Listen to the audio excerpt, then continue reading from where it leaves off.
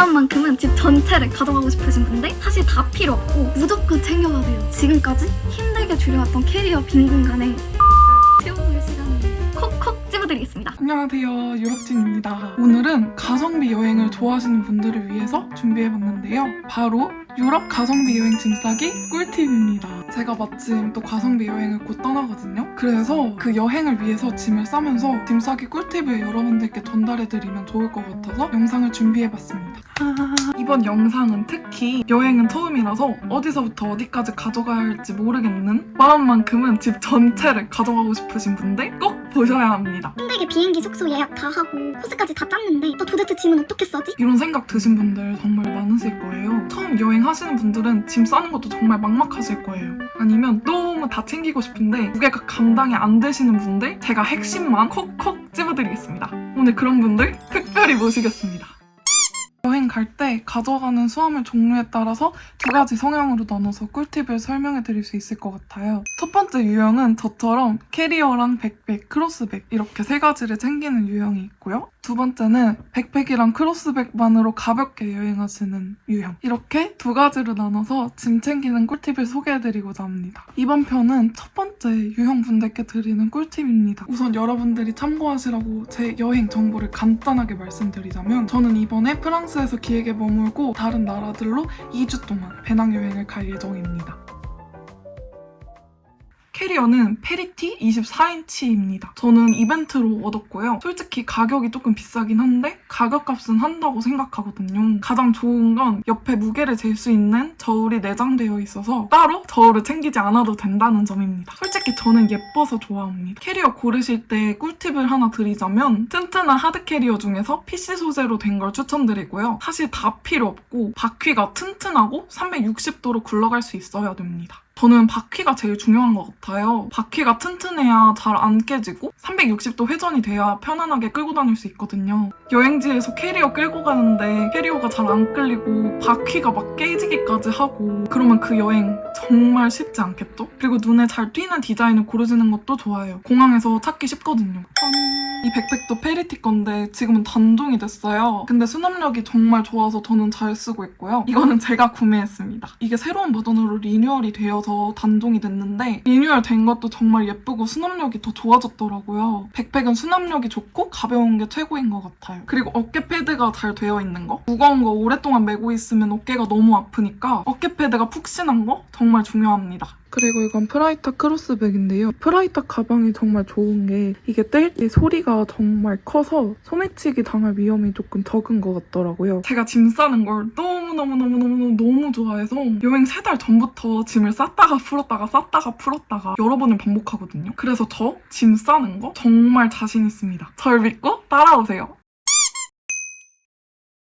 첫 번째는 바로 압축팩입니다. 여러분, 챙겨갈 수 있는 부피랑 무게가 한정돼 있잖아요. 가장 무게를 줄일 수 있는 건 바로 옷입니다. 만약에 겨울에 가신다면 무조건 부피를 줄여야 되기 때문에 압축 파우치 사용 정말 추천드립니다. 근데 여름에는 부피 큰 옷이 그렇게 없기 때문에 가볍게 여행하실 분들은 그냥 백팩에 넣으셔도 괜찮을 것 같아요. 여행할 때 정말 이것저것 가져가기 때문에 저는 카테고리를 나눠서 이렇게 지퍼백이나 파우치에 넣어 다니는 게 정말 좋더라고요. 필요할 때 찾기 정말 좋습니다.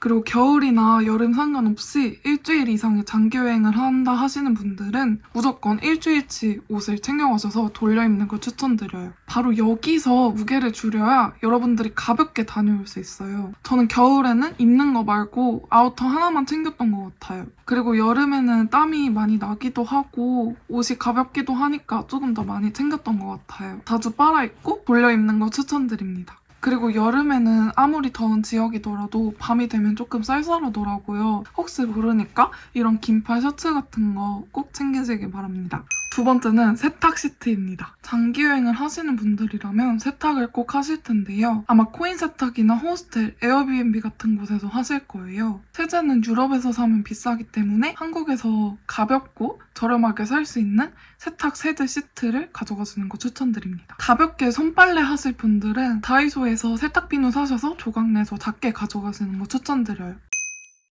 자, 여러분, 세 번째는 가성비 여행의 핵심입니다. 돈을 줄일 수 있는 핵심 포인트는 외식을 덜 하고 숙소에서 해먹는 건데요. 저는 이런 락앤락 통을 챙기는 걸 꼭 추천합니다. 저는 마트에서 장 봐서 해먹는 걸 좋아하기 때문에 숙소에서 해먹는 것도 물론이고 공원 같은 데 가서 피크닉을 즐기는 걸 정말 좋아해요. 그래서 락앤락 통 꼭 들고 가시는 거 추천합니다. 그리고 이런 수저 세트. 유럽 가면 라면 드시잖아요. 근데 숙소에 젓가락이 잘 없어요. 그래서 젓가락 가져가시는 거 추천드릴게요. 그리고 유럽 가면 요거트 많이 드시죠, 여러분? 밖에서 요거트를 먹을 때 이런 수저 들고 다니면 정말 좋아요. 이 수저가 정말 큰 역할을 합니다. 꼭 챙겨가세요.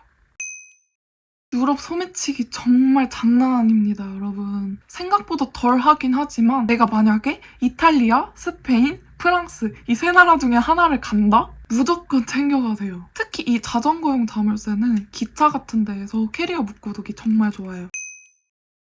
다음은 각종 서류입니다. 저는 여권 서본 같은 경우는 2부 정도씩 기본으로 챙겨가는 편이고요. 이외에도 기차표를 출력해가면 좋아요. 저는 사이트를 봤을 때 프린트를 해야 된다는 말이 없으면 딱히 안 해가는 편이긴 합니다. 자, 핵심 나왔습니다, 여러분. 지금까지 힘들게 줄여왔던 캐리어 빈 공간에 한식을 채워넣을 시간입니다. 유럽의 고기가 한국보다 좀 싼 편이어서 해먹기도 좋더라고요. 그래서 이런 허브솔트는 꼭 챙겨가는 편입니다. 여행할 때 고추장이나 쌈장 같은 조미료가 있으면 정말 요리하기 좋거든요. 그리고 라면 무조건 많이 챙겨가세요. 물론 아시아 마트 가면 라면 정말 다양하게 많지만 가격이 한국의 2~3배 정도 되기 때문에 몇 개 가져가시는 거 추천드릴게요. 그리고 마트에 이런 작은 밥도 잘 나오더라고요. 이런 즉석밥도 챙기면 좋습니다. 저는 한식은 최대한 많이 챙겨갔어요. 유럽 음식이 생각보다 느끼해서 한식이 좀 소중하게 느껴질 때가 있습니다. 근데 이건 취향 문제이긴 합니다. 다음은 약입니다. 막 무겁게 다 챙겨가실 필요는 없고 타이레놀 같은 종합 감기약이나 위장약 그리고 평소에 예민한 곳이 있다. 그럼 그거에 관련된 약까지만 챙겨가시는 거 추천드릴게요. 저는 배가 자주 아프기 때문에 정로화는 꼭 챙기는 편입니다. 하지만 가는 나라에 따라서 우리나라보다 더 좋은 약을 파는 경우도 있어요. 예를 들면 감기약 같은 경우 미리 알아보시고 필요 없는 거는 안 챙겨가시는 거 추천드립니다. 그리고 물병이랑 커피 스틱입니다. 유럽에 있는 나라들 중에는 테버터를 마셔도 무방한 나라들이 많아요. 그런 경우에는 예민하신 분들이 아니라면 이런 물병을 들고 다니시는 걸 추천드립니다. 여기저기에 테버터를 마실 수 있는 곳들이 많거든요. 그리고 석회수가 심해서 테버터를 못 마시는 경우에도 마트에서 1.5리터 같은 큰 물을 사시고 숙소에서 마시다가 외출하실 때 이렇게 물병에 담아서 외출하시는 거 추천합니다. 그리고 물병이랑 같이 이런 커피나 음료수 스틱 같은 거 하나씩 들고 다니면서 타 마시면 좋아요. 커피가 진짜 생각보다 비싸거든요. 뭐 이 정도까지 해야 하나 생각이 드실 수도 있지만 저는 커피 한 잔 사 마실 돈으로 빵 하나를 더 사 먹겠다 이런 주의라서 저 같은 분들이 있으시다면 추천드립니다. 그리고 다음은 실내화인데요. 유럽에서는 실내에서도 신발을 신고 다니는 경우가 있기 때문에 실내화가 따로 없어요. 그래서 다이소에서 가벼운 일회용 슬리퍼 하나 사셔서 들고 가시는 거 추천해요. 저는 장기로 있을 거라 일회용 슬리퍼가 아니지만 비교적 가벼운 슬리퍼를 챙겼습니다. 짜잔! 캐리어가 완성됐습니다. 여러분, 이제 감이 조금 잡히시나요? 여기까지 캐리어 짐 싸기 꿀팁을 알려드렸어요. 여러분, 제가 짐 싸는 걸 정말 좋아하기도 하고 또 일가견이 있어서 여러분들께 제 팁을 이것저것 정말 다 알려드리고 싶어요. 그래서 다음 편은 배낭여행을 하시는 분들을 위한 배낭 짐 싸기 영상으로 찾아뵙겠습니다. 다음 영상도 기대해주시고 궁금하신 점이 있다면 언제든지 댓글 부탁드릴게요. 그럼 모두 즐거운 가성비 여행하세요. 안녕!